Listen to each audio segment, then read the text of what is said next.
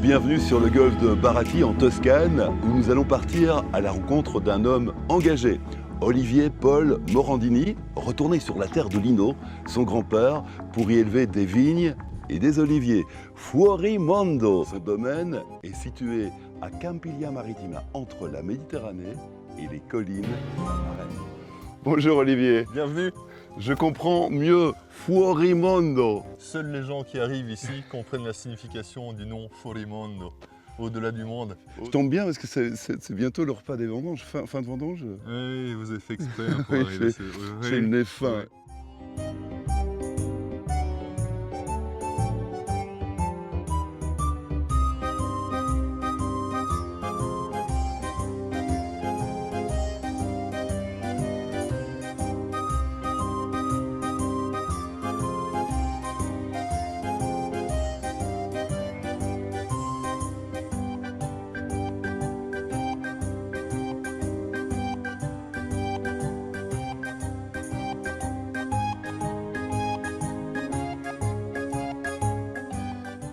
L'attachement que j'ai pour l'Italie a commencé avec un grand-père qui était du Frioul et qui avait quitté l'Italie dans les années 20. Il est arrivé dans les Ardennes belges, a épousé ma grand-mère Jeanne, a eu 4 enfants, dont ma mère. Ensuite, probablement les premiers voyages en Italie avec les parents, dès l'âge de 8 ans.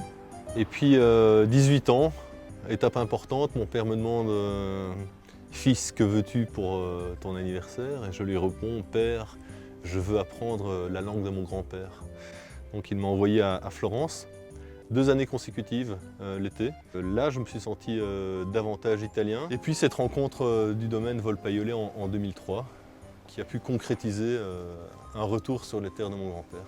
Alors Olivier, il y a le rêve évidemment du vignoble, et puis il y a une réalité financière. Comment est-ce que vous avez pu réunir les fonds pour négocier l'achat de la maison, du vignoble, de toute l'affaire? Comment ça s'est monté? Et petit à petit, mais certainement avec un dosage important au départ d'inconscience, parce que si on avait compris et cerné tous les risques et tous les efforts que cela demande, probablement qu'on n'aurait pas fait ce qu'on a fait. Comme dans tout projet, il faut plonger dedans, et c'est une fois dedans qu'on peut en retirer des opportunités qu'on n'aurait pas vues si on n'avait pas plongé. Avec la foi du charbonnier, on y arrive petit à petit. Vous parlez d'engagement, engagement citoyen également dans votre vie précédente, en faveur d'un numéro d'appel secours européen, le 112. Tout à fait. Ici, un engagement pour une agriculture raisonnée. Vous voyez des points communs entre les deux versants de votre vie? Mais écoutez, moi je pense qu'on est locataire d'une terre et on est locataire d'une société, et je pense qu'on est redevable du système dans lequel on vit. Et notre contribution, ce n'est pas de se plaindre, c'est de tenter d'améliorer le système. Alors, ce vin, c'est un vin de niche. Quel est l'objectif? Derrière la production, on va dire, qu'est-ce que vous recherchez?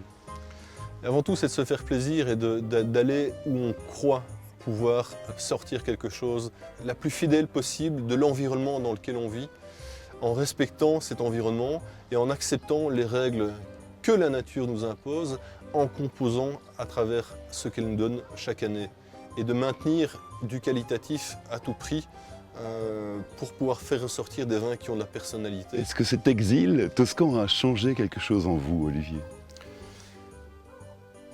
Quelque chose de fondamental que j'apprendrai à mon enfant, à Matteo, c'est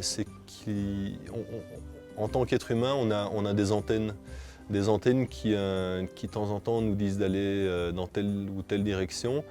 Et c'est l'instinct qui est l'enveloppe peut-être de l'âme à qui on doit faire confiance, et on doit pouvoir se laisser guider par son instinct, parce que l'instinct est probablement la seule entité sur la planète qui veut votre bien à 100%.